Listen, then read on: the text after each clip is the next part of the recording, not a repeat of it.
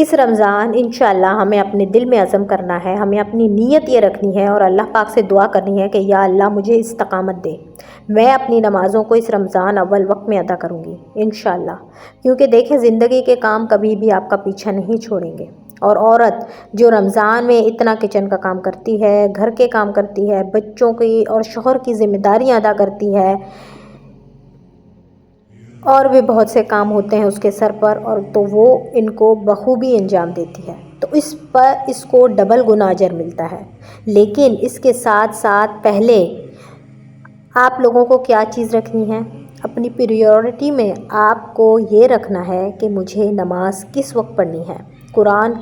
پڑھنا ہے، اور کیا چیزیں ہیں ان سب کی ٹائمنگ سیٹ کرنی ہے۔ رمضان سے پہلے اپنا ایک ٹائم ٹیبل بنا کے رکھنا ہے۔ یہ رمضان پلینر آپ کے رمضان کی مصروفیات کو آسان بنا دے گا، یعنی آپ نے جو جو کام کرنا ہے آپ ان کا وقت مقرر کر دیں گی، پھر اس کے بعد آپ کو بہت آسانی ہوگی۔ میں نے بھی الحمدللہ اپنی لائف میں رمضان پلینر بنایا تو بہت زیادہ آسانی ہو گئی۔ یعنی سب سے پہلے آپ نے ایک بڑا سا رجسٹر یا کوئی بڑا سا پیپر لے لینا ہے، اس میں بہت سارے چھوٹے چھوٹے کھانے بنانے ہیں، یا مطلب کوئی بھی اپنے طریقے سے بنانا ہے، اس میں اپنے نماز کی ٹائمنگ سیٹ کر دیں، اور ہر نماز کے بعد زیادہ نہیں تو کم از کم ایک رکوع لازمی پڑھنا ہے۔ اور یہ بات میں نے اپنی ایک بار پہلے بھی شاید کہی تھی یا نہیں کہی تھی، مگر عورت جب ایک چیز کا ٹھان لے، ویسے تو یہ ہے کہ انسان کوئی بھی چیز، اسی طرح ایک عورت پہ تو لازمی یہ چیز ہوتی ہے کہ وہ ٹھان لے کہ مجھے یہ چیز اتنے وقت میں کرنا ہے تو وہ کر کے رہتی ہے،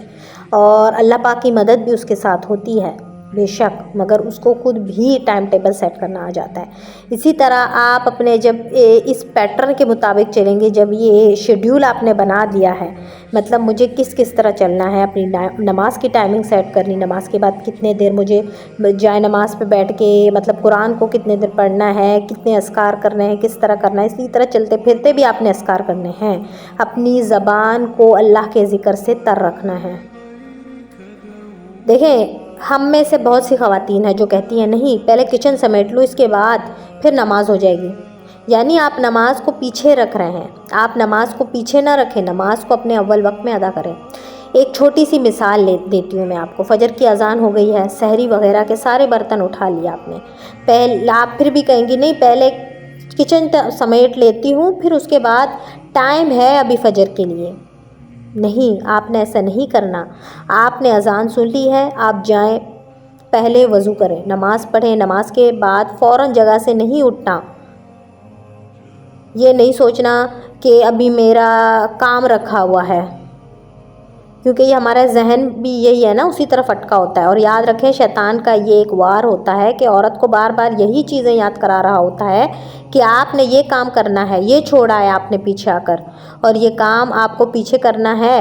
آپ ادھر بیٹھے رہیں گے، آپ کے لیے فرشتے بھی بخشش کی دعا کرتے رہیں گے، یعنی جائے نماز پہ آپ بیٹھیں گے جب تک آپ وضو کی حالت میں، آپ کے لیے فرشتے بخشش کی دعائیں کرتے ہیں۔ اور آپ سوچیں کتنا بڑا ریوارڈ ہے آپ کے لیے، اور آپ یہاں سے اٹھنے کی تیاری میں لگے ہوئے، مطلب فوراً اٹھنا ہے ہمیں۔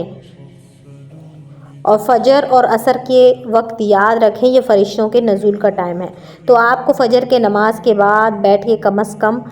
زیادہ نہیں تو ایک رکوع پڑھ لینا ہے، ایک صفحے میں ہی ایک رکوع آ جاتا ہے، ٹھیک ہے۔ اور پھر اس کے بعد صبح کے اذکار کریں، کوشش کریں وہ بھی پڑھ لیں، مطلب مس نہ ہو پائے کچھ بھی، پھر اٹھیں، پھر جا کے کچن وغیرہ سمیٹیں۔ ظاہر ہے ہمیں آرام کی بھی ضرورت ہوتی ہے، تو خواتین کا یہ بھی ہے کہ وہ یہ سوچتی ہیں کہ پھر ہمیں سونا ہے، ان کے ذہن میں یہ بھی ہوتا ہے نا کہ سونا ہے، جلدی جلدی کام کر رہے ہیں، سونا ہے، پھر اٹھنا ہے، پھر یہ کام کرنا ہے۔ نہیں، آپ آرام سے سب کچھ کر سکتی ہیں، آپ بس اپنا کو تھوڑا آرام کو سیکریفائز کرنا ہوگا، یعنی پہلے آپ اگر 3 گھنٹے سوتی ہیں آپ کو 2 گھنٹے مل جائیں گے، مگر آپ تھوڑا آرام سے اپنے وہ کریں۔ اور اصل وقت کیا چیز ہے؟ اصل چیز اپنے آپ کو بخشوانا، یہ مہینہ ہی اپنے آپ کو بخشوانے کا ہے۔ یاد رکھیں اللہ کے رسول صلی اللہ علیہ وسلم کی حدیث ہے کہ وہ شخص تباہ و برباد ہو گیا، وہ شخص خاک آلود ہو گیا جو رمضان کا مہینہ پایا اور وہ اپنی بخشش نہ کروا سکا۔ اللہ اکبر۔